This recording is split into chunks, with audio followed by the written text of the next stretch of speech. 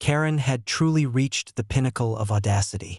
This time, she dialed the police the instant I returned to my lodge. Fully convinced that a simple phone call could assert control over property she had no claim to and intimidate me into compliance. The morning sun glimmered across the lodge roof, the pond reflecting a calm serenity that contrasted sharply with the storm of entitlement she had unleashed. Karen had brought enforcers, a clipboard, and the unshakable belief that her HOA's imagined authority could bend reality to her will. She was gravely mistaken. When the officers arrived, Karen eagerly approached them, detailing alleged violations, trespassing, and unauthorized occupancy. "They have no right to be here," she shouted, voice quivering with a mix of determination and panic. "I am enforcing HOA rules, and you must remove them immediately." Her enforcers nodded along, eyes wide with confidence, certain that intimidation would yield instant results.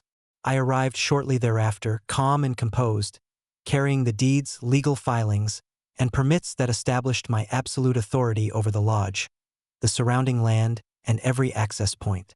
I greeted the officers politely, presenting the documentation with deliberate clarity.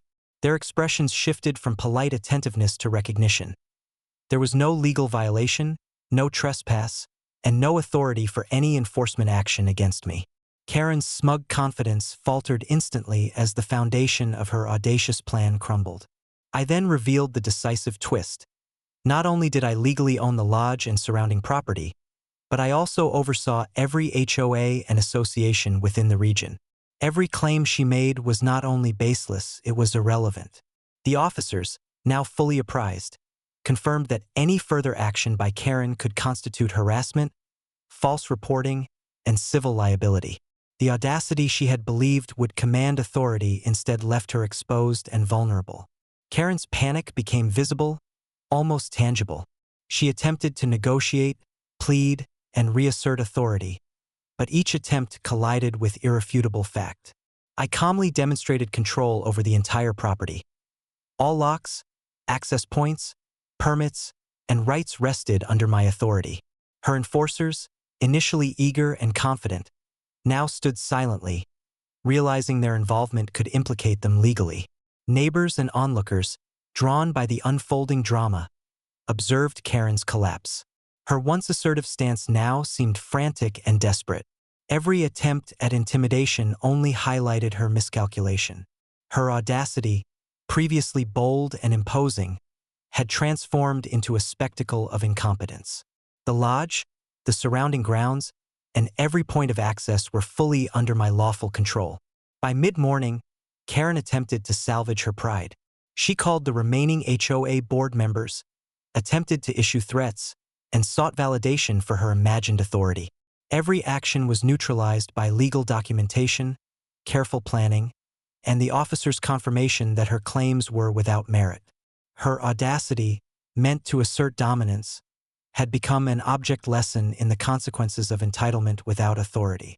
Throughout the afternoon, Karen's efforts grew increasingly desperate. She attempted to contact lawyers, rally additional enforcers, and assert control, but each move collided with preparation, foresight, and law. I maintained a calm presence, demonstrating lawful authority and control over the property, the lodge, and every surrounding access point. Karen's audacity, which had once intimidated, now served as a public display of hubris. By evening, Karen had retreated, utterly humiliated and powerless. Her obsession with control, reliance on imagined rules, and audacious attempts to dominate had been systematically dismantled. The lesson was unmistakable. Entitlement without authority, audacity without preparation, and aggression without foresight inevitably lead to spectacular failure. The lodge remained secure, the property fully under my control, and Karen's audacity reduced to a cautionary tale. The HOA she relied on for leverage had no bearing, her threats were nullified, and her repeated attempts to dominate and intimidate had been turned against her through strategic foresight, legal mastery, and absolute authority. By nightfall, the lesson was clear. Aggression without preparation and entitlement without authority always results in public humiliation and irreversible defeat.